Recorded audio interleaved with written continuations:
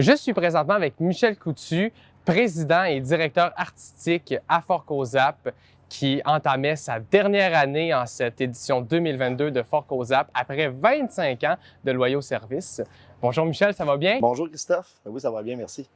J'aimerais en partant te dire pourquoi avoir décidé de passer le flambeau cette année. Je pense qu'après 25 ans, de réussite, moi j'ai débuté ici lors du centenaire de Cozapscal en 1996. Ça a été le premier gros contrat que j'ai reçu en direction technique dans ce temps-là. La compagnie n'était même pas encore ouverte. On avait 4 sites de spectacle. Et par la suite, de fil en aiguille, avec l'arrivée de Fort Cozap, je suis devenu membre du comité et je suis là depuis ce temps-là. Pourquoi on quitte? C'est tout simplement parce qu'il est temps un peu de passer le flambeau. Il est temps de passer le flambeau aux jeunes qui veulent s'impliquer, d'avoir d'autres idées, d'avoir d'autres énergies. Donc, et aussi, plus personnellement, on va peut-être des étés moins stressants, moins remplis. Donc, je te dirais que c'est pas de gaieté de cœur que je quitte ce poste-là parce que j'adore Fort Cozap. J'adore le comité. On est un comité fantastique. Et c'est de l'implication qui est vraiment le fun aussi parce qu'on doit le dire, c'est de l'implication qui est bénévole de A à Z depuis les tout débuts. Et c'est vraiment dans une idée de placer d'autres gens sur le comité, justement, pour avoir un vent de fraîcheur et pour que le festival perdure dans le temps, évidemment, parce qu'on n'est pas, on n'est pas immortel. Donc, il faut vraiment savoir quand c'est le temps de laisser sa place. Et moi, j'en ai conclu que c'était le temps que je laisse la place aux autres. Et qu'est-ce qui va te manquer le plus du festival? Ce qui va me manquer à Fort Cozap, je pense, c'est l'ambiance qu'on y retrouve. L'ambiance de festival, la collaboration. Écoute, c'est presque 300 bénévoles là, qui travaillent sur ce festival-là. Je pense que le comité, au fil des ans, est devenu une grosse famille. Donc, c'est un petit peu ça qui va me manquer, ce côté-là. L'autre côté qui va me manquer, évidemment, c'est toute la frénésie en backstage, en arrière-scène, toute la complicité qu'on a entre techniciens et avec les artistes. Donc, tout ça, ça va me manquer un peu, malgré que je continue quand même à Diffusion Nordicus. Là. Je quitte pas tout le monde du spectacle. Là. Je laisse tomber une partie de ce que je fais en dehors de la salle de spectacle. Je te dirais que je vais mettre au rencard un chapeau que je vais mettre de côté. Ceci étant dit, je me retire de la présidence, je me retire du comité, mais je vais quand même demeurer à la programmation artistique. OK. Oui, je vais demeurer quand même à la programmation artistique, puisque c'est un peu aussi le mandat de Diffusion Nordicus de venir en aide à des organismes à but non lucratif qui font des festivals. Donc, moi, je vais quand même demeurer à la direction artistique. Ça va être encore toi qui va être derrière les spectacles. C'est ça, qui vont choisir, en collaboration avec le comité organisateur, élaborer la programmation des années suivantes. Mais je ne serai probablement pas là pour faire des sandwichs et remplir les frigidaires de loge et tout ça. Donc, ma grosse majorité de mon temps, je prends mes vacances pour faire Fort Cozap. Donc, ça va être un peu différent. On va préparer les loges, on va préparer les contrats, faire toute la programmation musicale et la programmation artistique. Et ensuite, on va déléguer à des gens. On va dire, allez-y, c'est à votre tour de connaître ce beau milieu-là et de vous amuser avec les artistes. Donc, ce petit côté-là, je le conserve. Mais tout le reste, c'est à peu près peut-être un 10 là, du travail de Fort Cozap. Parce qu'on doit le rappeler, Fort Cozap, avant tout, c'est les équipes, la famille, les épreuves. Et le reste, c'est les soirs de spectacle. Enlève les spectacles, Fort Cozap pourra avoir lieu quand même. Ben oui. Parce que, en gros, c'est un festival qui est avant tout sportif, familial et participatif. Donc, nous, on s'amuse les soirées, tout simplement. Et quel est ton plus beau souvenir de Fort Cozap? Ou tes plus beaux souvenirs? Écoute, il y en a plusieurs. Il y en a plusieurs beaux souvenirs. Les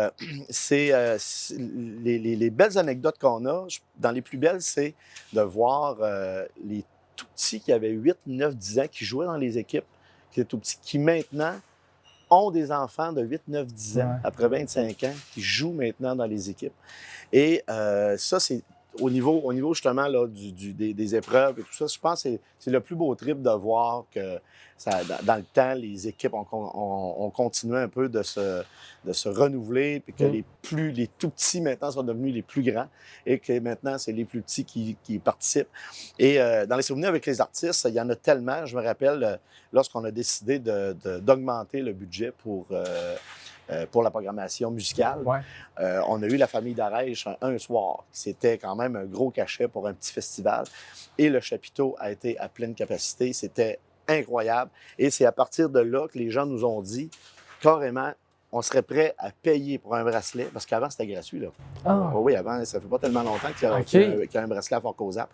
C'était dans l'image du 125 du 100e anniversaire, parce que le 100e anniversaire de Cozapscal, ça avait été gratuit, les activités. Donc, je pense que c'est au 10e anniversaire qu'on a décidé d'inclure un bracelet. Et c'est les gens eux-mêmes qui sont venus nous dire on serait prêt à payer. On serait prêt Les gens de la population? Oui, les gens de la population. Ceux qui participaient au festival nous disaient, nous autres, on serait prêt à payer là, un bon montant pour avoir des bons groupes comme ça ce soir. Puis, donc, on a fait une grosse programmation. Donc, ça, c'était un soir qui a été marquant parce que ça a démontré que les gens étaient prêts à payer et qu'ils voulaient avoir des artistes de renom. Donc, des belles programmations. Par la suite, écoute, on s'est fait tellement d'amis dans les artistes à Fort Cozap. Je pense entre autres à Matt Lang, qui est de l'édition de cette année. Matt Lang qui a commencé, à la salle Jean Cossette, faire des petits shows avec nous autres. Il a passé sur la scène de Fort Cozap il y a 3 ans, 2 ans plus tôt, juste avant la pandémie. Et maintenant, c'est une méga star. Il vient de faire le Festival d'été de Québec, à l'avant de Luc Combs. Donc, ça donne une idée que Fort Cozap, on a les plus gros artistes au Québec. Et c'est la même chose pour les Cowboys Fringants. Ils vont terminer justement le festival. Et là, ils ont fait toutes les salles. Je sais pas, on ne les compte pas les fois qu'ils sont venus à Amqui. Donc, ils ont accepté de venir faire le festival. Et en cours de route, on a vu naître des bands, on a vu mourir des formations.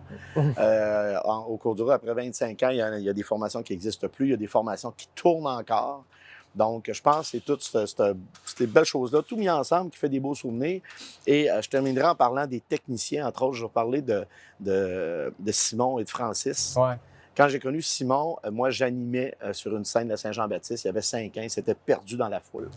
Et c'est quelqu'un qui me l'a emmené, le petit Simon. Puis c'est lui qui m'appelle. Je m'appelle Simon, j'ai perdu ma mère. Puis j'ai demandé à sa mère de venir le chercher sur scène. Et maintenant, Simon est rendu à 30 ans et c'est l'éclairagiste de Fort Cozap depuis qu'il a, je te dirais, 19 ans, 19-20 ans. Donc, c'est un jeune c'est un jeune éclairagiste qui est, je dirais, dans le top 5 des meilleurs éclairagistes au Québec présentement, très en demande. Et Francis, c'est la même chose. Francis, qui est un technicien incroyable, qui a commencé à Cozapscal lors des Saint-Jean-Baptiste et maintenant aussi rendu à une trentaine d'années. Et il fait encore Fort Cozap dans leur village. Ça, c'est trippant de voir que les jeunes ont grandi. Et je pourrais t'en nommer plusieurs jeunes qui sont comme ça, qui participent bénévolement à l'événement pour la réussite. Et tous les profits qu'on a fait à Fort Cozap depuis les tout débuts, là, dans le Parc de la Pointe est venu au monde grâce à ça. Tous les organismes de Cozapscal qui ont mis un peu d'argent dans le Parc de la Pointe et Fort Cozap, on doit avoir mis, je pense, que depuis les débuts, peut-être un 100 000 là, pour améliorer le parc, pour faire les terrains de soccer, pour faire de l'asphalte, avoir des jeux. Donc, tous les sous, justement, sont réinvestis dans la communauté. On a donné des sous pour la passerelle. Donc, évidemment, la majorité des revenus de Fort Cozap va pour les prochaines éditions, les éditions qui suivent. Donc, c'est un festival qui est en santé. C'est un festival qui est très bien mené par un petit comité organisateur. On n'est pas beaucoup, on est à peine 8 dans le comité organisateur. Mais les 8 responsables ont chacun des énormes sous-comités qui font en sorte que c'est une belle réussite à chaque année, là. Pour finir, dernière question, qu'est-ce que tu aimerais dire à ton futur remplaçant, celui justement qui va prendre le flambeau? Bien, écoute, il n'y a pas un salaire qui va arriver à la hauteur de ce qu'on réussit et ce qu'on peut offrir aux gens. Ça prend du cœur, ça prend de la passion, ça prend des nerfs d'acier surtout, ça prend une bonne gestion de crise. Il faut vraiment aimer les gens et aimer s'investir dans la communauté. Lorsque tu fais du bénévolat, tu fais pas ça pour savoir des sous, tu fais pas ça pour savoir un bracelet gratuit, tu fais pas ça pour avoir une paye, tu fais pas ça pour avoir un pas. Tu le fais exclusivement pour la communauté qui t'entoure. Et moi, j'ai été élevé à Cozapscal. Je suis natif d'Albertville, mais toute ma jeunesse, je l'ai passée à Cozapscal. Donc, effectivement, j'ai un sentiment d'appartenance à cette municipalité-là. Et quand on arrive à Cozapscal, il y a comme une magie qui s'installe avec les gens qui passent en place. Fort Cozap, bon an, mal an, c'est entre 20 et 25 000 personnes. Donc, c'est assez incroyable. Tu vois, on peut entendre la musique, justement. Il y a une belle kermesse de l'autre côté. Ça n'arrête jamais à Cozapscal. Donc, ce que je dis à mon futur remplaçant, c'est lâche pas, parce que même si des fois, c'est difficile, lorsque tu vois les yeux des gens, des équipes, de la réussite à la fin, quand tu fermes le festival le dimanche soir, tu as juste hâte à l'an prochain. Donc, c'est toujours comme ça. Il ne faut jamais, jamais, jamais les baisser les bras parce qu'on a plein de monde derrière nous. La population est là, les partenaires sont là, le comité est là, puis tout le monde est là pour la belle réussite. Donc, juste lâche pas, puis ça prend du corps au ventre. Yes. Eh bien, Michel Coutu, merci beaucoup d'être venu à l'émission et félicitations pour ces 25 ans. Bien, à merci Fort beaucoup. Merci beaucoup, Christophe. Merci à la TVC aussi de nous suivre dans toutes nos belles aventures depuis les tout débuts.